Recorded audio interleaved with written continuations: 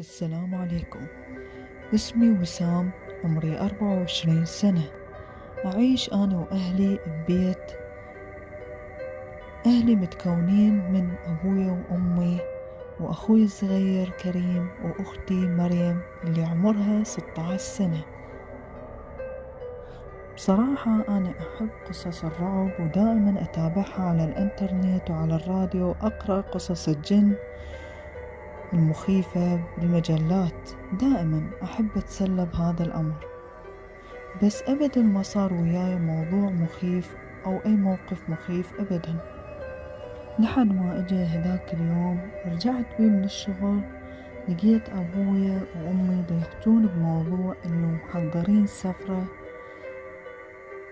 للفندق بوسط الغابة. بصراحة أنا حبيت هاي الفكرة وحبيت هاي المغامرة، إنه يكون هذا الفندق بوسط الغابة، مع العلم إنه الموضوع حيل خطير يعني، بس جمال الغابة ينسينا الخطورة والرعب. البعض راح يشوفون تفكيري طفولي، مو تفكير شاب عمره 24 سنة، بس هذا الشي ما يهمني وماكو أي مشكلة بيه. أنا أحب الرحلات والسفرات، وبالخصوص إذا كانوا أهلي وياي. كنا تحضرنا للسفر وصار ويانا أول موقف مخيف، وإحنا كنا بالطريق وتعطلت بينا السيارة، وكان علينا لازم إنه نصلح السيارة قبل حدوث الليل. هذا العطل صار قبل وصولنا للفندق بمسافة 35 كيلومتر بوسط الغابة.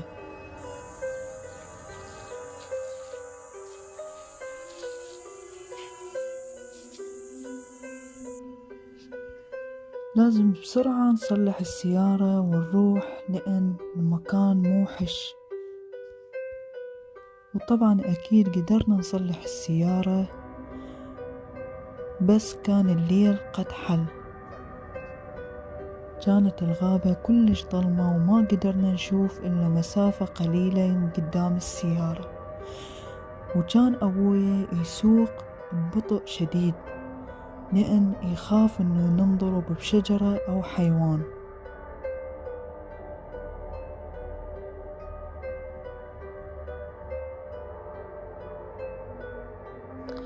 أني كنت أباوع من شباك السيارة، ففجأة طبينا من يم شخص.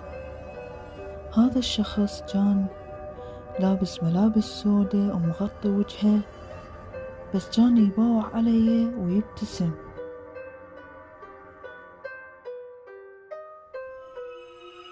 وهذا الأمر تكرر وياي أكثر من مرة، تقريبا 4 مرات شفت هذا الشخص بنص الغابة ويباوع علي ويبتسم. وبكل مرة كنت أشوفه كنت أقنع نفسي إنه هذا الشي مو حقيقي ومو موجود. وصلنا أخيرا للفندق وكنا حيل تعبانين.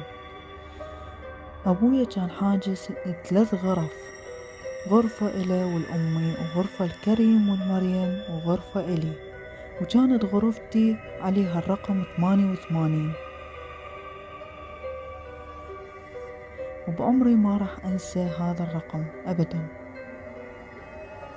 وأبوي حجز هاي ال3 غرف بسبب إنه الفندق كانت الغرف مالاته صغار كلش، وما يقدر إنه يحجز غرفة كاملة للأسرة كلها.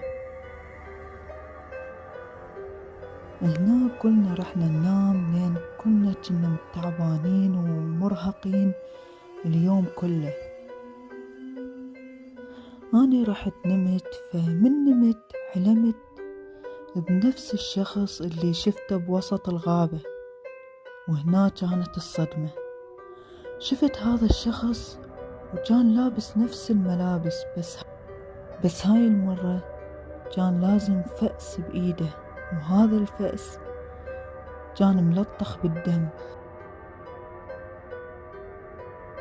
هذا الشخص قال لي كلمات جمدت الدم بعروقي.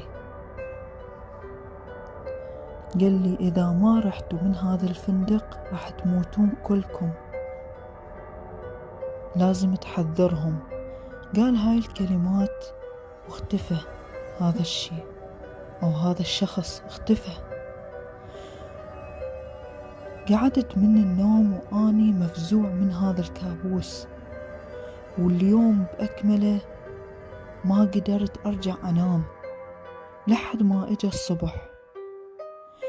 رحت على غرفة أهلي ودقيت الباب. لقيت أبويا وأمي يتحضرون حتى يروحون للنزهة. قالوا لي روح تفقدهم. رحت على غرفة كريم ومريم، دقيت عليهم الباب، طلعت مريم وكانت هستوها قاعدة من النوم. فقلت لها يا مريم وين كريم؟ قعدي. قالت كريم مو موجود. ضلينا ندور على كريم لحد ما لقيناه بحديقة الفندق، بس كان كريم كان كأنه ما دا يحكي ويا شخص، بس هذا الشي مو موجود، ماكو أي شي يمه، مكان فارغ. بس أنا لاحظت هذا الشي، أهلي ما لاحظوه. فرحنا على كريم، وصلنا لحد عنده، سألناه يا كريم ليش تركت الغرفة؟ قال أكو شخص إجا وقعدني. فبعد ما قعدني نزلت من على الشرباية أو السرير، أنا حطيت رجلي على الأرض، شفت نفسي بالحديقة. فأكيد أهلي ما صدقوه، وأنا هم نفس الشي، ظنيت إنه كريم ألف قصة حتى أهلي ما يعاقبوه. ضليت أفكر اللي شفته بالغابة واللي شفته بالحلم أقوله لأهلي لو أظل ساكت. بعدين بالأخير قررت إنه أظل ساكت وما أقوله لأي أحد. هنا افطرنا وطلعنا نفطر بالغابة. كانت الغابة كلش حلوة. ضلينا نمشي بالغابة، بس ما حبينا إنه نروح المكانات بعيدة خوفا من الحيوانات المفترسة.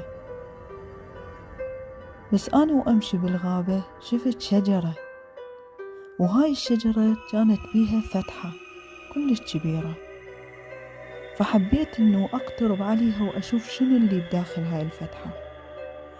من اقتربت ودخلت بهاي الفتحة، لقيت نفس الشخص قاتل بهاي الفتحة، بس كان يباوع علي، وفجأة لزم إيدي. هاي المرة ما كان يبتسم. قال إلي هذا الشخص المخيف تمام، أنا حذرتك وهسه راح تندم. بعدها صرخ صرخة كلش عالية.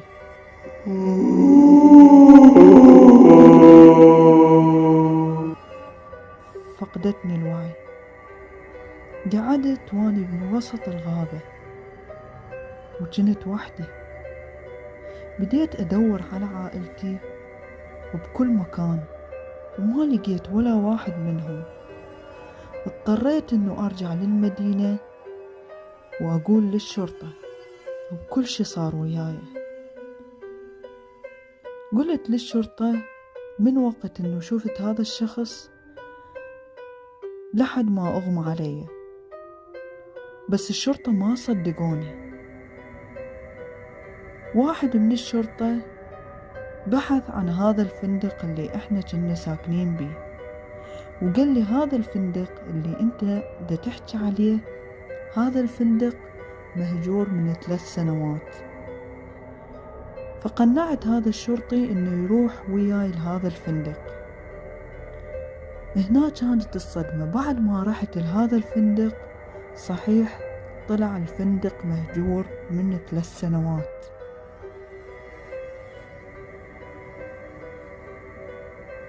هنا أني خسرت عائلتي وبقيت عايش لوحدي. وبس هاي كانت قصة سر الغرفة 88.